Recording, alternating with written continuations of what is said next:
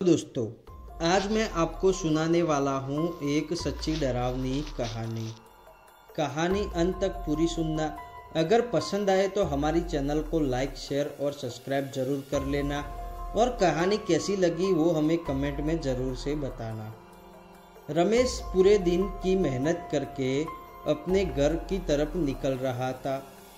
वो अपने परिवार की पूरी जिम्मेदारी अच्छे से निभाता है। ऑटो रिक्शा पूरे दिन चलाने के बाद वो थक जाता है, लेकिन वो इसके बावजूद बेहद खुश रहता है। आज उसकी कमाई भी अच्छी खासी हो चुकी थी। वो सोचता है कि घर जाते समय वो रास्ते से कुछ खाने का सामान ले चलेगा, ताकि उसके 2 बच्चे और पूरा परिवार मिल बांट कर खा सके। रमेश अपने परिवार से खूब प्यार करता था। वो हर दिन अपने समय से ज़्यादा वक्त तक ऑटो रिक्शा चलाता था, ताकि किसी दिन उसके परिवार को किसी के सामने हाथ ना फैलाना पड़े। आज रमेश को बहुत ज़्यादा कॉल आ रहे थे। वो सभी कॉल उसी के घर से आ रहे थे। रमेश के बच्चे कॉल करके जल्दी घर आने को बोल रहे थे, क्योंकि वो अपने पापा के साथ उनका जन्मदिन मना ना सके। रात के 12 बज रहे थे। इस वक्त पूरे गांव के लोग सो रहे होते हैं। रमेश को अब कोई सवारी भी नहीं मिल रही थी। रमेश ने सोचा कि अब रात बहुत हो चुकी है, अभी तो कोई सवारी भी मिलना मुश्किल है। अब रमेश के जेब में पूरे दिन की मेहनत की कमाई 2000 हो चुकी थी। अब वो अपने घर की तरफ निकलता है और रास्ते में होटल से कुछ खाने का लेकर घर की ओर आगे बढ़ जाता है।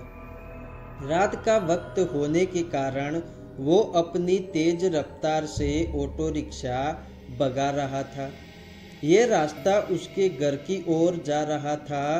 वो ऑटो को दौड़ा रहा था कि तभी अचानक से एक तेज रोशनी रमेश की आंख में पड़ती है और वो खुद को बचाने के लिए ऑटो का स्टीयरिंग दूसरी ओर कर देता है।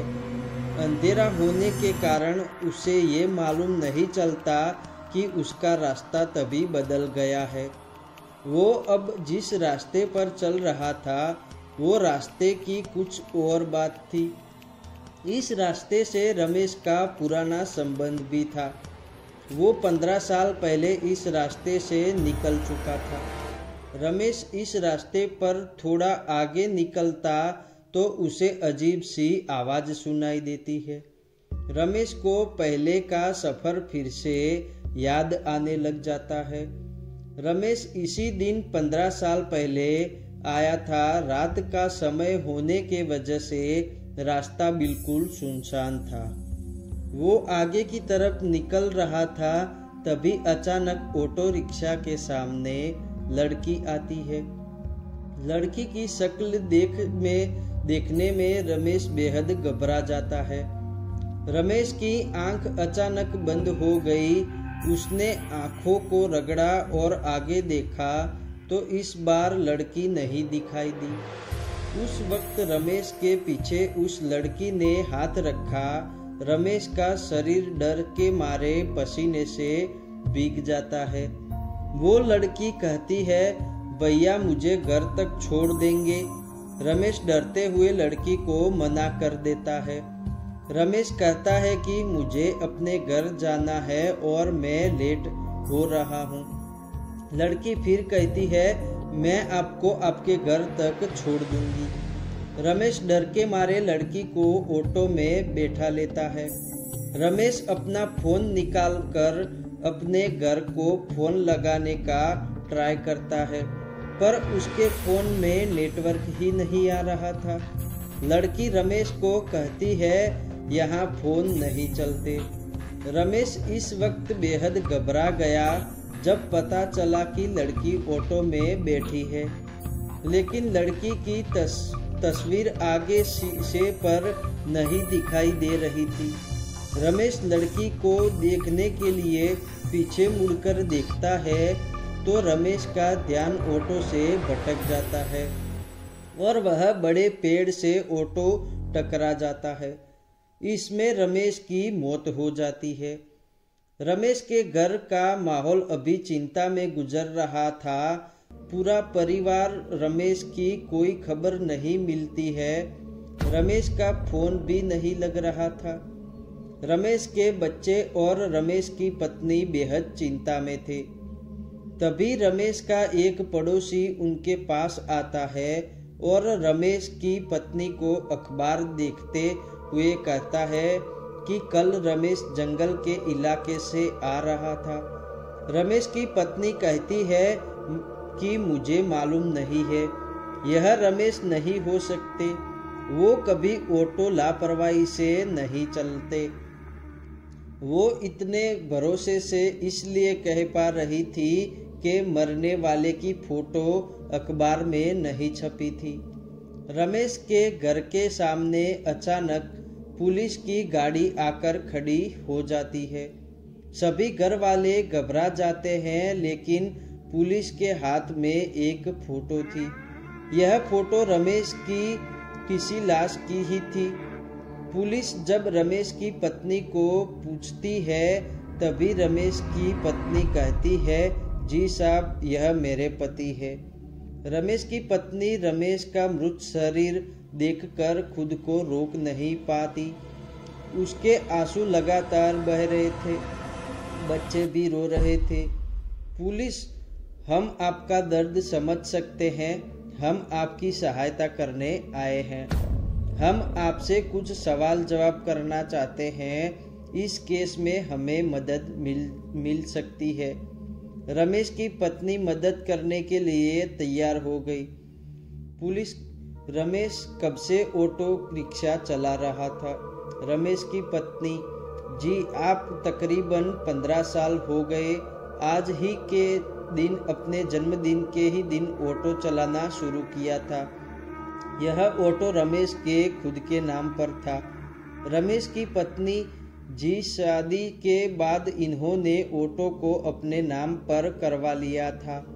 इससे पहले ऑटो इनके चाचा के नाम पर था और वो पूर्व प्रधान रह चुके हैं। पुलिस रमेश की पत्नी से सवाल जवाब करने के बाद कमलेश के पास जाती है। कमलेश पुराना प्रधान था और रमेश के चाचा था। पहले तो वो पुलिस से सवाल जवाब करने को मना कर रहा था, लेकिन जब पुलिस सच जानने के लिए उसे मारने लगी तभी उसने बताया। रमेश की माँ बचपन में ही गुजर गई थी। रमेश के पापा यानी मेरा भाई खूब शराबी थे। उन्हें खाने पीने का कोई होश नहीं रहता था। रमेश के लिए उसे के माता पिता सब कुछ थे। एक दिन ज़्यादा शराब पीने से उनकी मौत हो जाती है। रमेश अकेला हो गया था।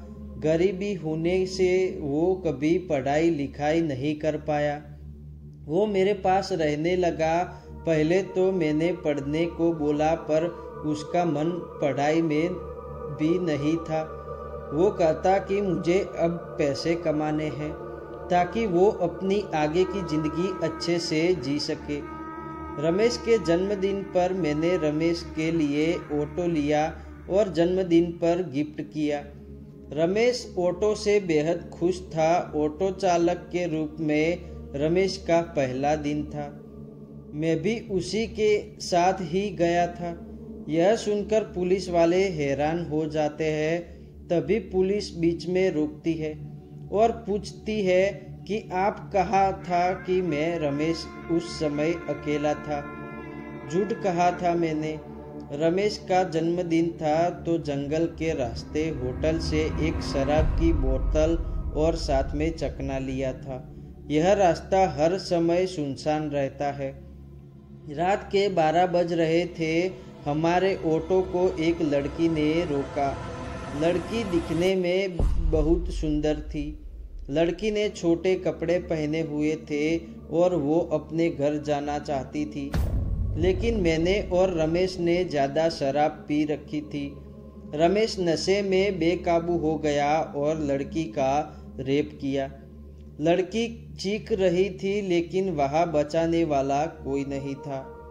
यह सुनते ही पुलिस वाला आगे का मामला समझ गया और उसने लड़की के केस को फिर से खोला और कमलेश को फांसी की सजा दी और रमेश को तो लड़की ने खुद दे ही दी थी। आई होप कि दोस्तों आपको कहानी पसंद आई होगी। अगर कहानी पसंद आई है तो हमें कमेंट में बताएं और चैनल को ज़रूर से सपोर्ट करें। चलो फिर मिलते हैं नई कहानी के साथ। धन्यवाद।